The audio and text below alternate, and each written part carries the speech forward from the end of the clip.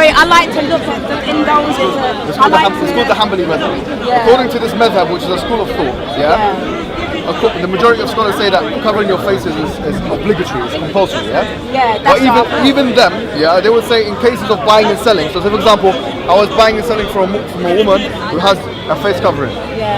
It's in my rights to see her face, because now if I want to return my goods, I need to know who I'm returning it to. She's working in a marketplace, I need to go to it. So the bottom line is that when you look at this niqab debate, which is what it has become like in the West, in England and France. Obviously in France they've banned it. They've banned it, and I think now a handful of European countries have banned it. But do you know the reason why they do that is because they're scared of the terrorism that could be hiding behind. But then you've got to ask yourself, how many terrorists have been produced? I don't believe any terrorist is a Muslim. I haven't seen No, there are terrorists. But what I'm saying is that this is not.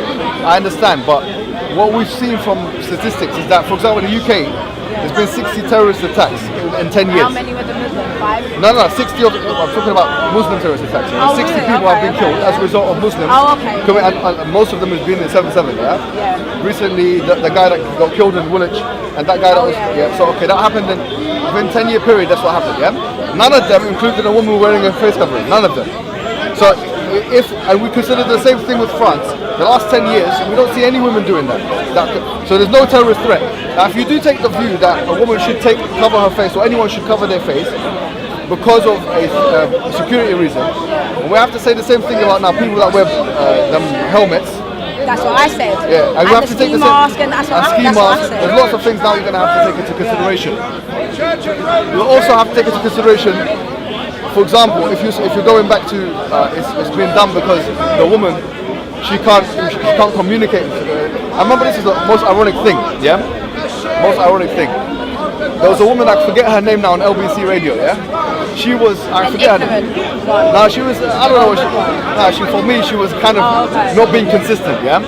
This woman, she was on LBC radio. And do you know what? I've stopped listening to it now because these people make me angry. Anyways, so she was saying that, her main reasoning for why the face covering should be banned, but she was saying that, it should be banned because we can't see the person we're talking to, That's her main reason.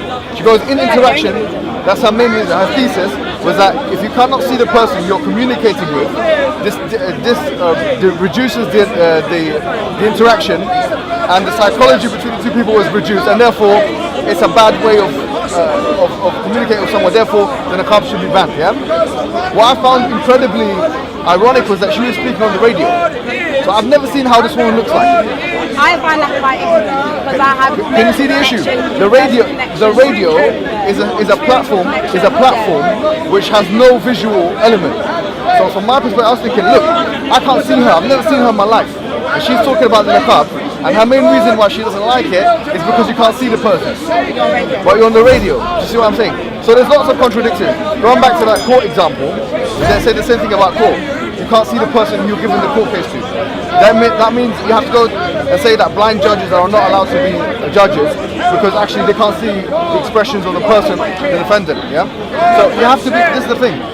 I don't mind if there is a reason to do something, a legal reason which is based on logic, but when it starts to contradict itself, that's where we have to start thinking, okay, why is it that we have a discriminatory attitude to one thing but not another thing? Do you get what I'm saying? I completely agree. Even a clown, you know a clown? And here in Hyde Park sometimes they have circus. A clown literally changes their own face. We don't know what they actually look like. If they wash their face, they look different. Now, if we see a clown in the streets, we're not in France, it's very unlikely that we're going to put them in handcuffs. You see what I'm saying? What about someone who wants to change their facial appearance completely and disfigure it? Like, say, for example, someone who wants to change their color and change their nose, such that they become completely different to how they originally look. The liberal West will say there's no problem with that. But if you're saying there's no problem with that, then you have to understand that your argument that, okay, we can't see someone or identify them becomes redundant in the face of, no pun intended, the niqab argument. So that's what I'm saying.